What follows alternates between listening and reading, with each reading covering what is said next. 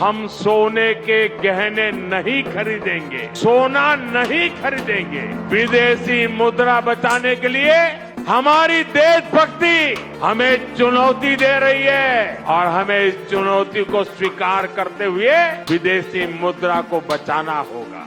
अचानक नतीजे आने के बाद प्रधानमंत्री का ये कहना ये बड़ा ही चौंकाने वाला है। और एक बात मैं आपसे कहना चाह रहा हूं कि देश की ये बीजेपी की सरकार इस देश को छुपा रही है असल हालात और इकोनॉमी के बारे में।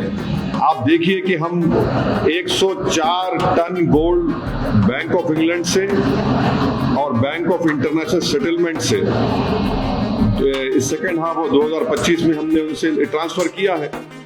तो ये चीजें हैं। अब देश को तकलीफ उठाने का वक्त आ चुका है देश की जनता को, और उसको प्रधानमंत्री देशभक्ति से जोड़ दे रहे हैं। ये कैसा होगा? हमारी तरफ से अपील किया जा रहा है कि गोल्ड ना खरीदें, तेल बचाएं, इस पूरे अपील को आप कैसे देखें?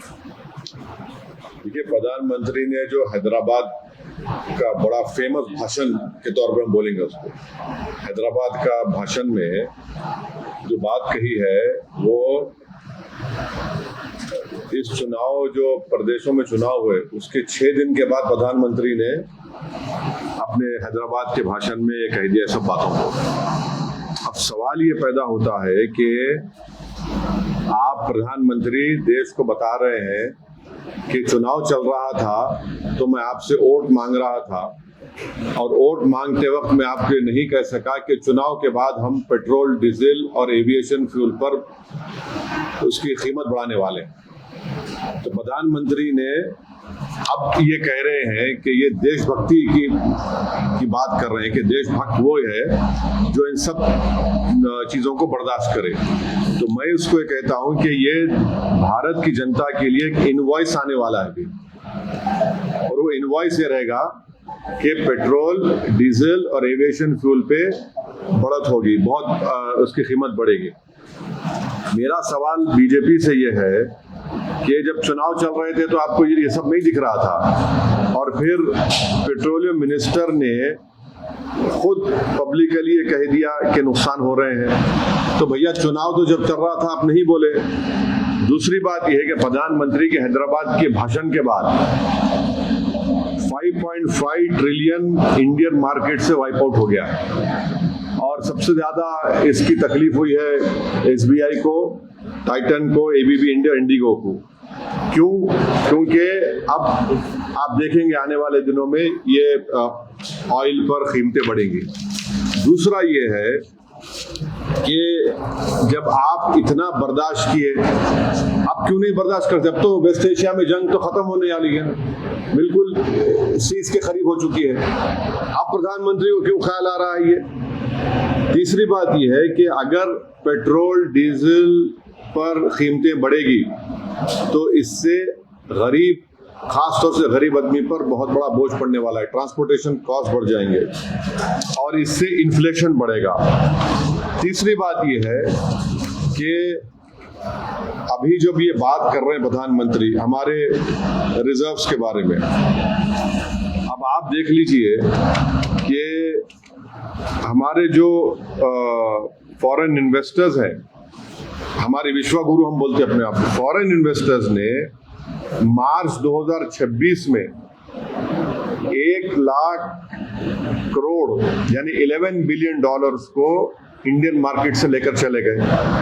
अब ये पैसा इसलिए निकाल रहे हैं कि ये भारत से मोहब्बत करते, ये इसलिए निकाल रहे हैं कि मोदी गवर्नमेंट इस बात को मानने को तैयार नहीं है कि हमारी माइक्रो इकोनॉमिक्स ब्लीड हो रही है। और उसी में आप देख लीजिए कि ये विश्वगुरु की इकोनॉमी नहीं है, ये इकोनॉमी जो है वर्स्ट परफॉर्मिंग करेंसी है इमर्जिंग मार्केट्स में। हमारी इमर्जिंग मार्केट्स 2026 में हमारी वर्स्ट परफॉर्मिंग करेंसी है, और हमने $38 बिलियन ऑफ रिजर्व हमने 90 दिन में उसको इस्तेमाल किया है। तो इसी वजह से एक अंग्रेजी की कहावत है इकोनॉमिक्स लैंग्वेज में कि the foreign investors are voting with their feet to the tune of 11 billion in 1 month.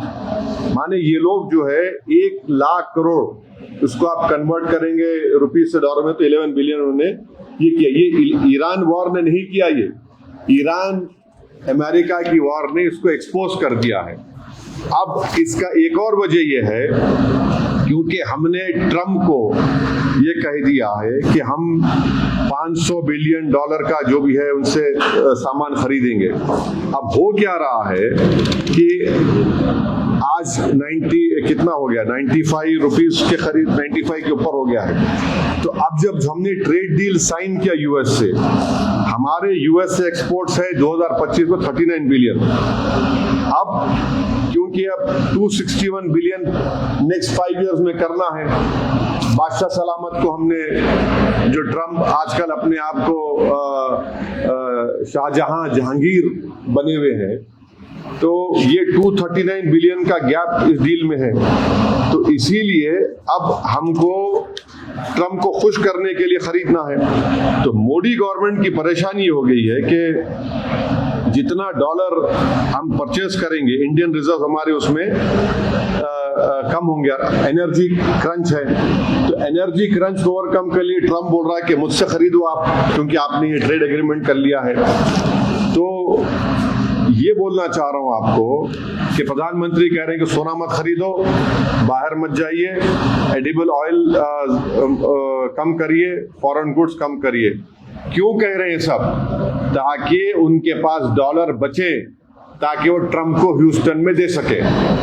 ये असल मकसद है। तो ये देशभक्ति है नहीं है, ये आप देख लीजिए। अब एक और बात आ जाइए गोल्ड पैराडॉक्स के ऊपर। हमारे पास जो गोल्ड है, मार्च 2026 में आरबीआई के पास 77% of total gold reserve domestically था। जो 23 में 38% था, वो बढ़ के अब 77% हो गया। अगर गोल्ड खरीदना इतना डेंजरस है, जो हैदराबाद के भाषण में प्रधानमंत्री ने कहा, हम अपने बेटियों के लिए, अपनी महिलाओं के लिए ये खरीदते हैं, तो आरबीआई इतना गोल्ड क्यों खरीद रहा है भाई? फिर आरबीआई आज की तारीख में गोल्ड खरीद रहा है, इसमें कोई आप डिनाई नहीं कर सकते। और उल्टा कर रहा है आरबीआई, जो प्राइम मिनिस्टर ने कहा है। और ये है तो सेफ आंसर प्लेन है। आंसर प्लेन क्या है कि बीजेपी चाहती है कि स्टेट के पास गोल्ड रहे और डॉलर दिया जाए ट्रम्प के लिए। तो इसी वजह से आप देख रहे हैं कि 1991 में हमने 47 टन गोल्ड लंदन से उठाया, बैलेंस ऑफ पेमेंट क्राइसिस हुआ था। अब 2026 में यही भारत एयरलिफ्ट कर रहा है गोल्ड को लंदन से। और अब ये सवाल भारत की जनता को तय करना है कि 691 बिलियन के रोबस्ट रिजर्व्स हमारे पास हैं, और हम एक बुलियन होम लाइक कंट्री इतना है, तो हमको ट्रबल क्यों हो रही है फिर? तो ये अचानक नतीजे आने के बाद प्रधानमंत्री का ये कहना ये बड़ा ही चौंकाने वाला है। और एक बात मैं आपसे कहना चाह रहा हूं कि देश की ये बीजेपी की सरकार इस देश को छुपा रही है असल हालात और इकोनॉमी के बारे में। आप देखिए कि हम 104 ton gold Bank of England से और बैंक ऑफ इंटरनेशनल सेटलमेंट से सेकेंड हाफ ऑफ 2025 में हमने उनसे ट्रांसफर किया है। तो ये चीजें हैं। अब देश को तकलीफ उठाने का वक्त आ चुका है, देश की जनता को, और उसको प्रधानमंत्री देशभक्ति से जोड़ दे रहे हैं। ये कैसा होगा? चुनाव जब चल रहे थे तो आप सीना तान कर बोल रहे थे, आपने एक्साइज ड्यूटी को भी आपने कट कर दिया, आप चुनाव हो गए, तो अब ये सब बोझ देश की जनता पे आयद होने जा रहे हैं।